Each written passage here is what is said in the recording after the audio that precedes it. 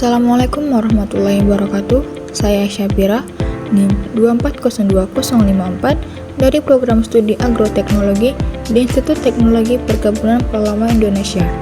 Video kali ini tentang laporan praktikum yang berjudul Pengukuran Pertumbuhan Bibit Kelapa Sawit atau Elaeis guineensis Jack dengan dosen pengampu Ibu Salmiati MPD PhD. Kelapa sawit atau Elaeis guineensis Jack merupakan salah satu komoditas perkebunan utama di Indonesia yang memiliki nilai ekonomi tinggi dan berperan penting dalam memenuhi kebutuhan minyak nabati. Keberhasilan budidaya kelapa sawit sangat ditentukan oleh kualitas bibit yang digunakan, karena pada fase pembibitan merupakan tahap awal yang krusial dalam menentukan pertumbuhan dan produktivitas tanaman pada fase selanjutnya. Bibit yang tumbuh optimal akan memiliki kemampuan adaptasi yang lebih baik terhadap lingkungan dan berpotensi menghasilkan tanaman yang sehat serta produktif. Pertumbuhan bibit kelapa sawit dipengaruhi oleh berbagai faktor fisiologis seperti aktivitas, pembelahan, dan pemanjangan sel, ketersediaan unsur hara, air, serta kondisi lingkungan. Pengukuran pertumbuhan seperti tinggi tanaman, jumlah daun, dan diameter batang merupakan indikator penting untuk menilai kondisi fisiologis dan laju pertumbuhan bibit. Oleh karena itu, praktikum pengukuran pertumbuhan bibit kelapa sawit perlu dilakukan untuk memahami proses pertumbuhan tanaman secara kuantitatif serta melatih mahasiswa dalam melakukan pengamatan, pengukuran, dan analisis data pertumbuhan tanaman sesuai dengan konsep fisiologi tumbuhan. Tujuan dari praktikum ini yang pertama, mengukur parameter-parameter pertumbuhan bibit kelapa sawit secara akurat. Kedua, menganalisis perkembangan morfologi dan fisiologi sebagai indikator kualitas bibit. Yang ketiga, melatih mahasiswa dalam penggunaan alat ukur tinggi, diameter, dan luas daun. Keempat, menghasilkan data pertumbuhan untuk evaluasi mutu bibit di pre-nursery atau main-nursery. Untuk alat yang digunakan pada praktikum ini adalah mistar atau penggaris, jangka sorong, atau kaliper digital atau manual, dan buku pencatatan atau worksheet.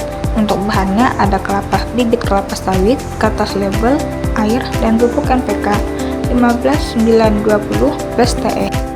Untuk cara kerjanya, persiapan, tentukan jumlah bibit sampel, beri label pada setiap bibit menggunakan kode unik, siapkan alat ukur, dan bersihkan dengan alkohol, siapkan worksheet pengamatan. Cara pengukuran, yang pertama, mengukur tinggi bibit. Letakkan mistar dari permukaan media tanam, tegakkan mistar sejajar batang, catat tinggi hingga titik tumbuh, lakukan 3 kali pengulangan, ambil nilai rata-rata. Yang kedua, menghitung jumlah daun. Hitung semua daun yang terbuka penuh, catat jumlah daun tombak jika ada, tulis total jumlah daun pada worksheet. Yang ketiga, mengukur panjang dan lebar daun. Pilih daun terpanjang dan sehat, ukur pelepah atau daun, ukur bagian terlebar daun, catat value. Yang keempat, mengukur diameter batang. Tempatkan jangka sorong 1-2 cm dari permukaan tanah. Pastikan posisi jangka sorong tegak lurus. Catat angka dengan ketelitian 0,1 cm. Yang terakhir itu menghitung luas daun.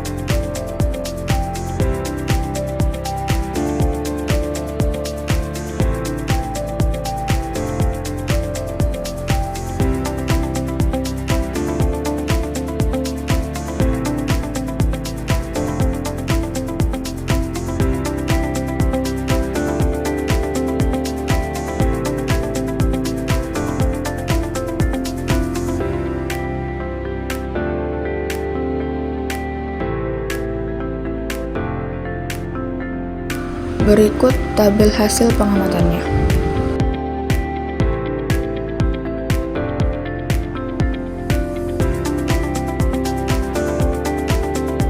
Berdasarkan tabel 1 dan tabel 2, bibit kelapa sawit yang digunakan dalam praktikum berjumlah 5 tanaman dengan umur 4-6 bulan dan kondisi sehat. Seluruh bibit ditanam pada lingkungan yang seragam dengan intensitas cahaya 48.000 lux, suhu 29 derajat, dan kelembaban udara 60%. Data morfologi awal menunjukkan tinggi bibit sekitar antara 82-102 cm. Jumlah daun 10-14 helai, panjang daun 75-95 sampai 90 cm, lebar daun 39-48 cm, serta diameter batang 3,9 sampai 4,4 cm. Kondisi awal ini menunjukkan bahwa seluruh bibit berada di dalam fase pertumbuhan vegetatif yang normal dan layak digunakan sebagai sampel pengamatan. Berdasarkan tabel 3 dan tabel 4, pemupukan dilakukan sebanyak 3 kali, yaitu pada tanggal 12 Desember 2025, 26 Desember 2025, dan 9 Januari 2026, menggunakan pupuk NPK 15-9-20+TE dengan metode aplikasi secara tabur. Dosis pupuk ini diberikan bervariasi antara 8 gram dan 12 gram per bibit dan diaplikasikan pada minggu kedua. Pemberian pupuk ini bertujuan untuk memenuhi kebutuhan unsur hara makro dan mikro yang berperan penting dalam mendukung pertumbuhan vegetatif, terutama nitrogen untuk pembentukan daun, fosfor untuk perkembangan jaringan, dan kalium untuk memperkuat batang tanaman.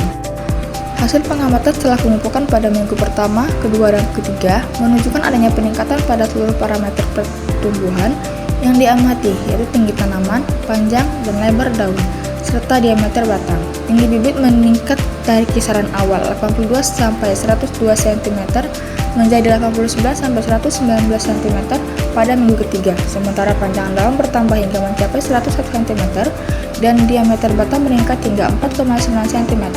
Peningkatan ini menunjukkan bahwa unsur hara dari pupuk NPK dapat diserap dan dimanfaatkan secara optimal oleh bibit kelapa sawit, sehingga mampu mendukung pertumbuhan vegetatif secara fisiologis dan morfologis selama masa pengamatan.